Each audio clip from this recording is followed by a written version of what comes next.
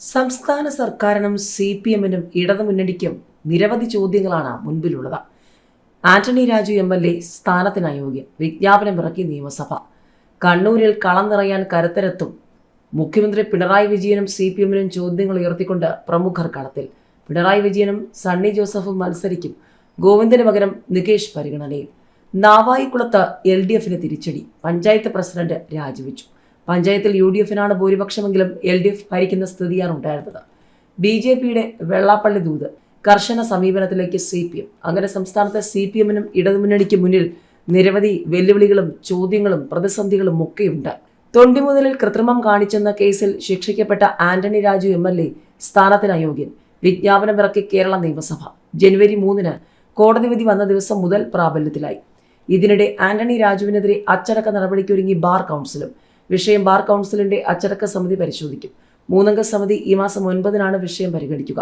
നടപടികളുടെ ഭാഗമായി ആന്റണി രാജുവിനും ബന്ധപ്പെട്ട കക്ഷികൾക്കും നോട്ടീസ് നൽകും. വിശദമായ വാദം കേട്ട ശേഷമായിരിക്കും നടപടികളിലേക്ക് ബാർ കൗൺസിൽ കടക്കുക. ആന്റണി രാജുവിന്റെ നടപടി ഗുരുതരമെന്നും നാണക്കേടെന്നുമാണ് ബാർ കൗൺസിലിന്റെ വിലയിരുത്തൽ.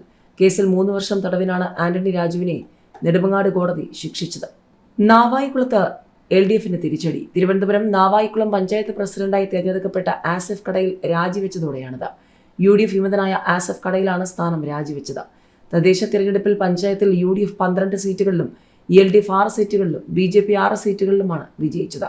പഞ്ചായത്ത് പ്രസിഡന്റ് തിരഞ്ഞെടുപ്പിൽ കോൺഗ്രസിലെ 4 അംഗങ്ങൾ വിട്ടുനിന്നിരുന്നു. തുടർന്നാണ് പ്രസിഡന്റായി ആസിഫ് കടയിലും വൈസ് പ്രസിഡന്റായി റിന ഫസലും LDF പിന്തുണയിൽ തിരഞ്ഞെടുക്കപ്പെട്ടത്.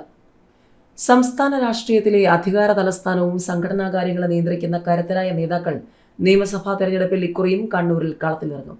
മുഖ്യമന്ത്രി പിണറായി വിജയൻ, KPCC പ്രസിഡന്റ് സണ്ണി ജോസഫ് എന്നിവർ മത്സര രംഗത്തുണ്ടാകുമെന്ന് ഉറപ്പായിട്ടുണ്ട്. 3-ാം വട്ടവും ഭരണത്തിലെത്താൻ ലക്ഷ്യമിടുന്ന LDF-ന്റെ നായകനായ പിണറായി വിജയൻ ധർമ്മട മണ്ഡലത്തിൽ തന്നെയാകും മത്സരിക്കുക. KPCC പ്രസിഡന്റ് പദവിയിലെത്തിയ ശേഷമുള്ള ആദ്യ നിയമസഭാ തെരഞ്ഞെടുപ്പാണ് സണ്ണി ജോസഫ് നേരിടുന്നത്. സിറ്റിംഗ് സീറ്റായ പേരാവൂരിൽ തന്നെ അദ്ദേഹം മത്സര രംഗത്തുണ്ടാകുമെന്നാണ് കരുതുന്നത്. CPM സംസ്ഥാന സെക്രട്ടറി MV ഗോവിന്ദനാവും ഇത്തവണ മാറി നിൽക്കുന്ന പ്രധാന നേതാവ്. അദ്ദേഹത്തിന്റെ മണ്ഡലമായ തളിപ്പറമ്പിൽ MV രാഘവന്റെ മകനും മാധ്യമപ്രവർത്തകനുമായ MV നികേഷ് കുമാറിനെയാണ് പരിഗണിക്കാൻ സാധ്യത. ജയസാധ്യതയെ ചൊല്ലി ചില നേതാക്കൾക്കുള്ള അഭിപ്രായ വ്യത്യാസം കൂടി പരിഗണിച്ചാവും തീരുമാനത്തിലേക്ക് എത്തുക. MV ഗോവിന്ദന്റെ അഭിപ്രായവും നിർണായകമാകും. അദ്ദേഹം നികേഷിന് അനുകൂലമാണെന്നാണ് സൂചനകൾ. സണ്ണി ജോസഫ് മത്സര രംഗത്തുണ്ടാകില്ലെങ്കിൽ പേരാവൂരിൽ നല്ല മത്സരം കാഴ്ചവെക്കാനാകുമെന്ന പ്രതീക്ഷ CPM-നുണ്ട്. പ്രമുഖ നേതാക്കളിൽ ആരെങ്കിലും മത്സരിക്കണമെന്ന അഭിപ്രായവും ഉയരുന്നുണ്ട്. ടേം വ്യവസ്ഥയിൽ ഇളവ് നൽകുകയാണെങ്കിൽ KK ശൈലജയെ മട്ടന്നൂരിൽ നിന്നും പേരാവൂരിലേക്ക് മാറ്റുന്നതും രാജ്യസഭയിലെ കാലാവധി കഴിയാറായ ജോൺ ബ്രിട്ടാസിനെ മത്സരിപ്പിക്കുന്നതും ഉൾപ്പെടെയുള്ള കാര്യങ്ങൾ ആലോചിച്ചേക്കും. ശൈലജയ്ക്ക് ഇളവ് നൽകുന്ന കാര്യത്തിൽ പാർട്ടി കേന്ദ്രങ്ങൾ സംശയം പ്രകടിപ്പിക്കുന്നുണ്ട്. തലശ്ശേരിയിൽ സ്പീക്കർ AN ഷംസീറിന് പകരം P ശശി ഉൾപ്പെടെയുള്ളവരുടെ പേരുകൾ പ്രചരിക്കുന്നുണ്ട്. MV ജയരാജനും P ജയരാജനും മത്സരിക്കുന്നതിനെക്കുറിച്ചും അണികൾക്കിടയിൽ ചർച്ച സജീവമാണ്. ഇവരിൽ ആരെങ്കിലും മത്സരിക്കുകയാണെങ്കിൽ ഉറച്ച സീറ്റ് മാറ്റിവെക്കും. പേരാവൂരിന് പുറമെ ഇരിക്കൂറാണ് കോൺഗ്രസിന്റെ കയ്യിലുള്ള മണ്ഡലം. ഇവിടെ സജീവ് ജോസഫ് തുടർന്നേക്കും. ഏതെങ്കിലും സാഹചര്യത്തിൽ AICC ജനറൽ സെക്രട്ടറി വേണുഗോപാൽ സംസ്ഥാന രാഷ്ട്രീയത്തിലേക്ക് വരികയാണെങ്കിൽ ഇരിക്കൂർ മണ്ഡലമാകും തിരഞ്ഞെടുക്കുകയെന്ന ശ്രുതി കോൺഗ്രസിലുണ്ട്. SNDP യോഗം ജനറൽ സെക്രട്ടറി വെള്ളാപ്പള്ളി നടേശനോടുള്ള BJP-യുടെ ഐക്യദാർഢ്യ പ്രഖ്യാപനം CPM-ന് വെട്ടിലാക്കി.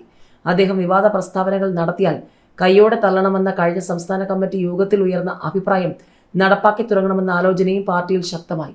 മലപ്പുറത്തെ സാമൂഹിക യാഥാർത്ഥ്യങ്ങൾ വിവരിച്ചതിന്റെ പേരിൽ വെള്ളാപ്പള്ളിക്കെതിരെ നടക്കുന്ന ആക്രമണങ്ങളെ ചെറുക്കുമെന്ന് BJP സംസ്ഥാന നേതൃത്വം വ്യക്തമാക്കിയതിന് പിന്നാലെ പാർട്ടിയുടെ കേരള പ്രഭാരി പ്രകാശ് ജാവദേക്കർ കണിച്ചുകുളങ്ങരയിലെത്തി വെള്ളാപ്പള്ളിയുമായി ചർച്ച നടത്തിയിരുന്നു.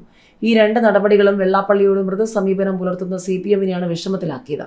BJP-ക്കും CPM-നും ഒരേ സമീപനമോ എന്ന എതിരാളികളുടെ ചോദ്യമുണ്ടാക്കുന്ന പ്രത്യാഘാതത്തിന്റെ ആഴം മനസ്സിലാക്കിയാണ് പുതിയ സമീപനം സ്വീകരിക്കാനുള്ള തീരുമാനം. തദ്ദേശ തെരഞ്ഞെടുപ്പ് ഫലം വിലയിരുത്തിയ സംസ്ഥാന കമ്മിറ്റി യോഗത്തിൽ വെള്ളാപ്പള്ളിയോട് പ്രശ്നാധിഷ്ഠിത സമീപനം വേണമെന്ന ആവശ്യമാണ് ഉയർന്നത്. CPM-ന് വേണ്ടിയാണ് അദ്ദേഹം ശബ്ദിക്കുന്നതെന്ന വിചാരം ആർക്കും ഉണ്ടാകാൻ പാടില്ലെന്നും സ്വീകാര്യമല്ലാത്ത പ്രസ്താവനകൾ നടത്തുമ്പോൾ ഉടൻ തന്നെ അക്കാര്യം ചൂണ്ടിക്കാട്ടി പാർട്ടിയും വെള്ളാപ്പള്ളിയും തമ്മിലെ യോജിപ്പും വിയോജിപ്പും ജനങ്ങളെ ബോധ്യപ്പെടുത്തണമെന്നുമുള്ള ആവശ്യമാണ് ഉയർന്നത്. അയ്യപ്പ സംഗമത്തിന് മുഖ്യമന്ത്രി അദ്ദേഹത്തെ കാറിൽ കയറ്റിയത് ചർച്ചകൾ ഉയർന്നിരുന്നു.